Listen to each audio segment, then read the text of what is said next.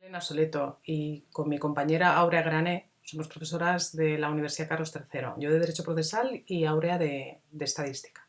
Entonces, queremos comentar nuestro trabajo sobre los obstáculos que enfrentan las víctimas de delito sexual en las etapas del proceso penal. Un informe que hemos preparado para un proyecto europeo que dirigimos, el proyecto Retreat.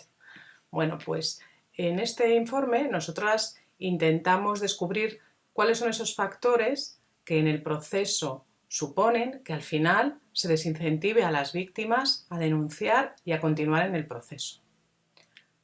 Vamos a revisar unos cuantos datos de la realidad española y hemos también propuesto unas cuantas reformas y propuestas de modificación. Hola, yo soy Aurea y os voy a contar un poco la parte estadística del trabajo. Empezaré contando un poco la muestra que hemos analizado y luego los principales hallazgos. Entonces, la muestra analizada está formada por 2.265 sentencias que provienen de las audiencias provinciales, de los tribunales superiores de justicia y del Tribunal Supremo entre los años 2014 a 2018. Todas las sentencias corresponden a delitos de abusos y agresiones sexuales. Los principales hallazgos que hemos encontrado son que en un 63,3% las víctimas son menores de edad, siendo niñas del 85,4% de ellas.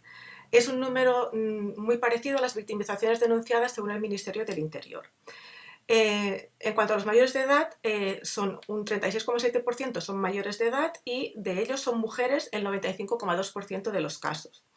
En el caso de los menores de edad, un 82% de los casos hemos visto que existe relación previa entre la víctima y el acusado en un entorno cercano o familiar, mientras que ese porcentaje cae 20 puntos para el caso de las víctimas mayores de edad. Bueno, en cuanto al porcentaje de víctimas extranjeras, también nos ha sorprendido ver que es superior en las víctimas adultas que en el caso de víctimas menores, casi el doble. En cuanto a tiempo transcurrido desde la infracción hasta la sentencia, pues es de alrededor de unos 3 años y medio.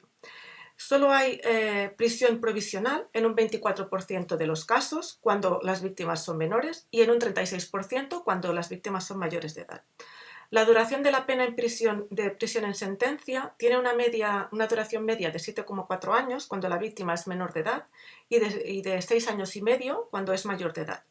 Y finalmente se reconoce indemnización para cerca del 70% de los casos con un importe medio de alrededor de unos 16.500 euros y de nuestras investigaciones previas sabemos que la mitad de las víctimas van a recibir menos de 165 euros.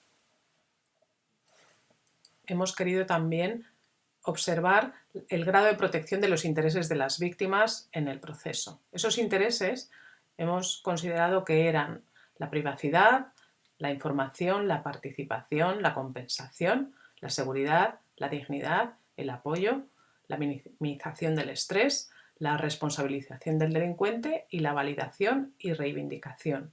Hemos entrevistado a una serie de profesionales y además de víctimas y hemos sacado unas conclusiones importantes.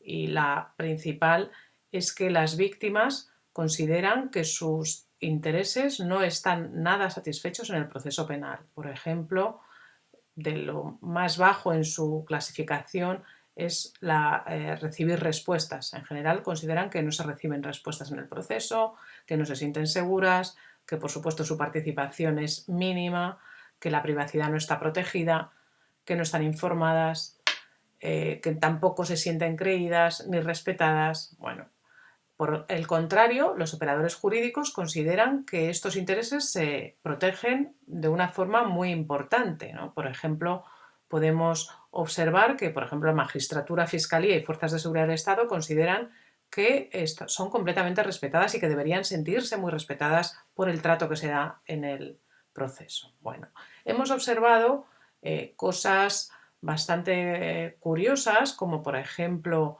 que se produce desincentivación a la denuncia por parte de algunos operadores policiales y bueno, pues que ello no es del todo asumido en general por los operadores y pues consideramos que en general y de forma global no se satisfacen los intereses de las víctimas con el sistema que tenemos que está, digamos, construido en torno a los derechos del acusado y donde las víctimas pues, son unos testigos prácticamente. Entonces, nuestras propuestas, sobre todo, se basan en la creación de esos centros de atención a víctimas, los Rape Crisis Centers, donde la víctima sea el centro del sistema y a través de ese centro se recogieran los testimonios, las pruebas, digamos, que den lugar luego a pruebas periciales, y que la decisión de la víctima y la libertad de la víctima, sus intereses, sean los protagonistas.